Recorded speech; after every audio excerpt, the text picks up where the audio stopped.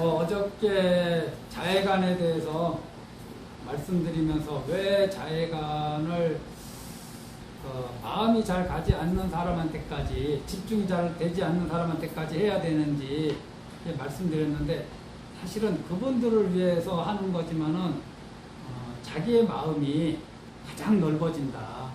그래서 하늘에서 내리는 비는 어디나 똑같이 내리지만은 그릇 크기에 따라서 받는 양의 물이 달라지듯이 내 마음이, 각자 마음을 어떻게 쓰느냐에 따라서 어떤 이는 좁쌀 같은 마음을 쓰는 거고, 어떤 이는 대와 같은 그런 마음을 쓰는 거죠. 그게 경계에 따라서 마음이 달라지는 게 아니라 자기 마음이 어떠냐에 따라서 결정되는 거 아닌가요?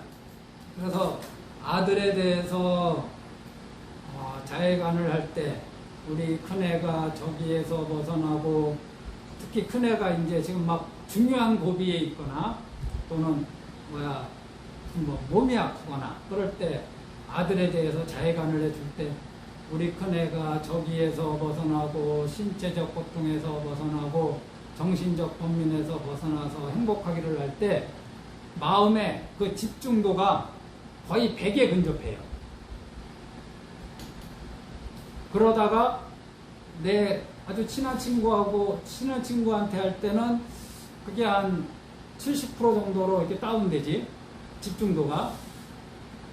그러다가 그냥 절에서 2년 맺은 그냥 얼굴만 알고 그냥 종무소에서 차 한 잔 먹는 그 정도 인연이면은 한 50%, 40% 떨어지고, 그 다음에 이제 양산시 사람들이 저기에서 벗어나고 그러면은 이제 집중도가 훅 떨어져요.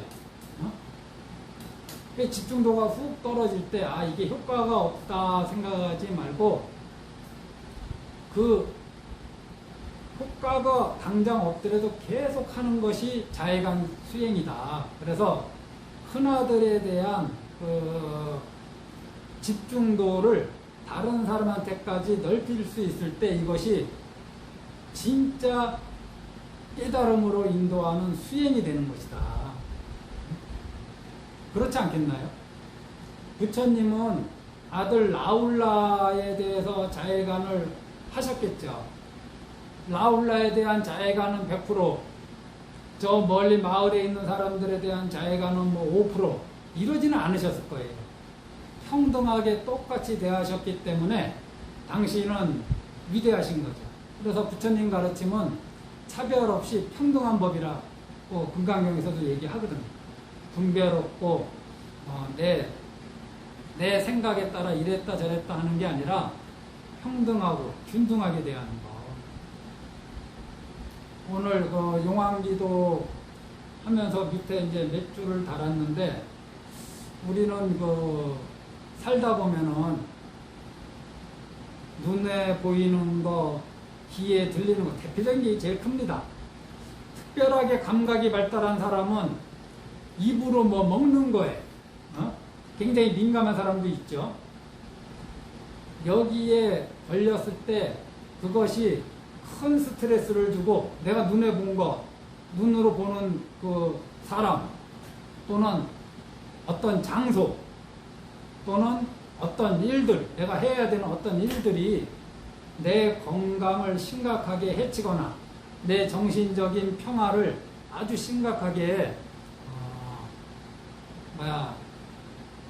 해쳐서 그 스트레스 지수가 굉장히 높다면은 사람과의 관계를 끊어내는 거, 어떤 장소에 가지 않는 거, 또 어떤 그 일을 하지 않는 거를 두려워하지 마세요.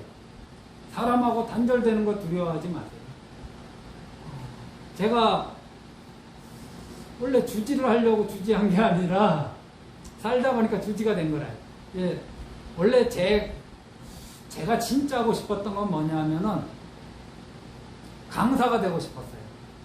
그냥 평생 부처님 경전을 공부하면서 그냥 스님들하고 같이 탁마하면서 사는 게 제 꿈이었어요. 그래서 계속 출가해서 그 길을 걸었어요. 유런에서 이제 강사하다가 이제 정종사에 어쩔 수 없이 가야 되는 상황이 생겨서 정말 며칠 고민하다가 가자 그래. 가서 이것도 인연이니까 한번 따라가 보자 해서 가서 이제 주지하다 보니까 지금까지 주지하고 있는데, 주지하면서 내가 얼마나 많은 사람들을 만났고 또 얼마나 많은 사람들이 멀어졌겠어요. 여예스님 좋아요해서 왔다가 뭐 여예스님 싫어해서 가는지 아니 뭐 다른 이유로 해서 가는지 인연이 아주 가까워지는 분이 있고 서서히 멀어지는 분들이 있단 말이에요. 이게 엄청나게 많아요. 이분들이 한 명도 안 멀어졌으면은 우리 절에 아마 대한민국에서 불자 신도가 제일 많을 거라. 그러니까 처음에는 멀어지는 분들에 대해서 신경 쓰이죠. 내가 뭐 실수한 게 있나, 내가 뭐 잘못한 게 있나, 자꾸 자신을 돌아보게 되는데, 나를 돌아보면서 저 사람이 나 때문에 멀어지진 않았을 거고 아마 다른 이유 때문에 멀어졌을 거다 하면서 나도 모르게 주변 사람들 이제 족치기 시작하는 거래. 속된 말로. 응? 행동 똑바로들 하라고. 사람들 오면은 따뜻하게 대하고 상처받지 않도록 대하라고. 왜냐하면은 절에 오는 분들이 팔자 좋아서 절에 오는 분들도 있지만은 그거는 극히 지난 생에 선근이 깊어서 특별한 삶의 문제가 없는데도 부처님이 좋아서, 부처님 가르침이 좋아서, 스님들이 좋아서 절에 오시는 분들이 있어요. 근데 아주 많지는 않아. 주로 자기 개인적인 문제들이 있기 때문에 좀 쉬려고 오는 거거든요. 또는 방법을 찾기 위해서. 그러니 겉으로는 평온해도 속에는 막 건들면 금방 터질 것 같은 그런 상황인 분들이 많죠. 겉으로는 조용히 다녀도. 누군가 무심코 툭 건들면은 아이고 내가 잘못 왔나 보다 하고 가실 수 있죠.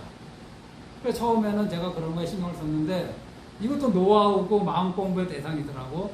시간이 지나니까 정말 오시면은 오시는가 보다, 가시면은 가시는가 보다, 이런 상태에 제가 이제 이르게 되더라고요.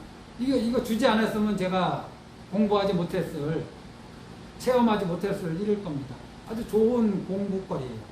이게 무슨 말이냐면은 경계가 저한테는 겸전하고 같다.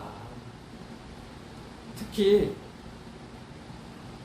나를 힘들게 하는 경계는 부처님의 경전하고 거의 똑같아요. 내가 어떤 사람이 힘들면 만나기 싫어요. 그리고 그 사람이 그 장소에 있으면 그 장소에 가기 싫어요. 그리고 내가 어떤 일은 정말 하기 싫은 일들이 있어요. 그러면은 처음에는 그런 거에서 벗어나고 싶어. 그 사람 안 만나고 싶고 그 자리에 안 가고 싶고 그 일을 안 하고 싶어요. 그래서 하다 안 되면은 끊어버리지. 근데 끊는데 마음이 편하지가 않더라고요, 제가. 내가 문제가 있는 것처럼 자꾸 내 자신을 생각하게 되더라고요. 녹음이 잘 되라고 내가 지금 목소리에 악을 쓰면서 얘기하는 거 알고 계시죠?